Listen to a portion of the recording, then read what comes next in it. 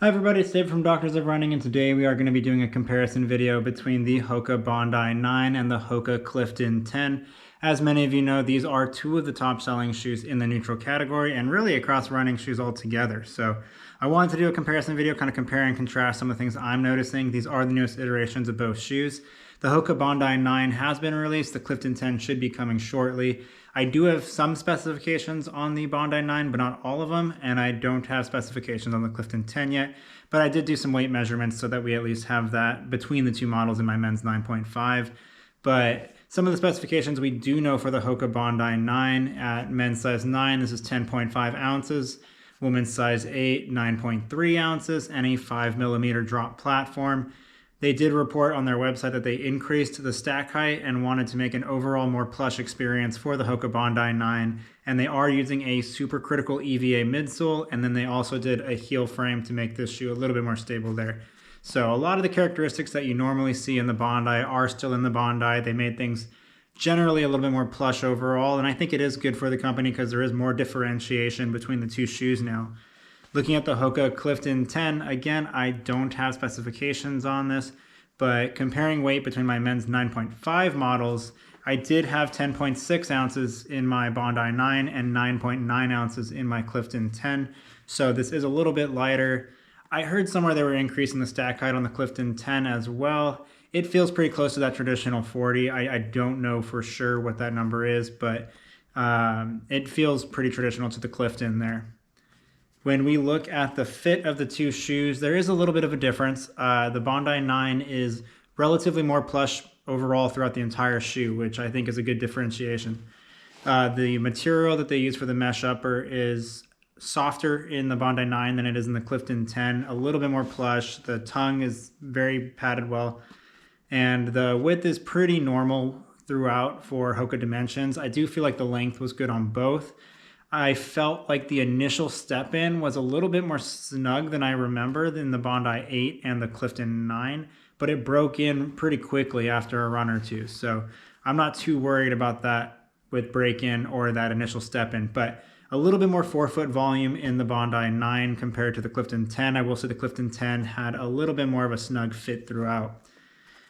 When we look at the shoe in the Clifton 10, like I said, a little bit lower volume. You can kind of even just see how it rests there.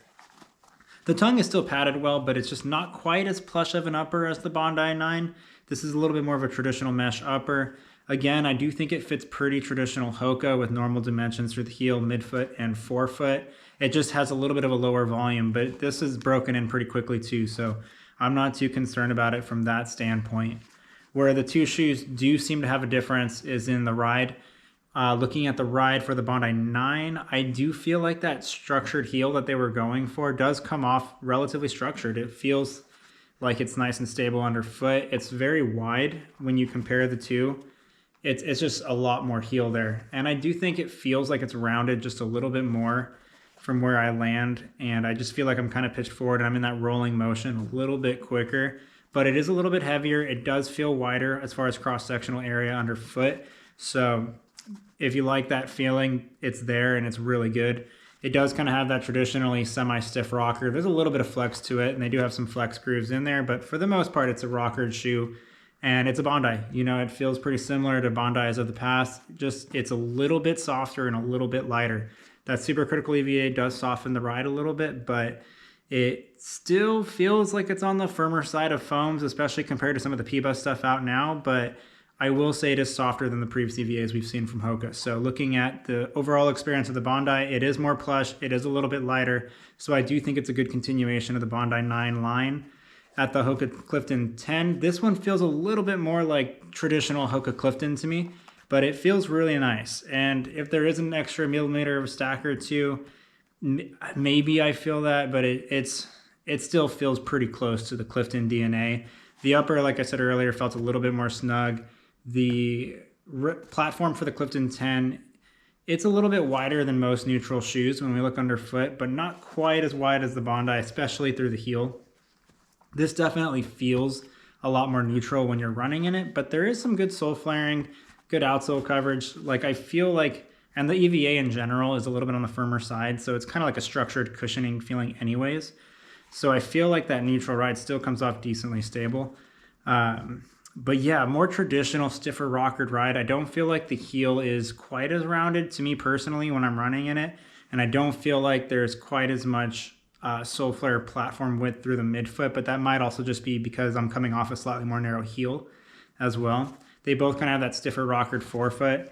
And generally speaking, the rides are similar in that way, but I do feel like it's noticeable on the weight. I think the Clifton 10 does feel a little bit lighter, a little bit more nimble, with the Bondi 9 just feeling a little bit more plush, generally speaking, all around. So they both, I think, are going to be good shoes again for 2025 here. So kind of crazy saying that now we're on the other side of the new year.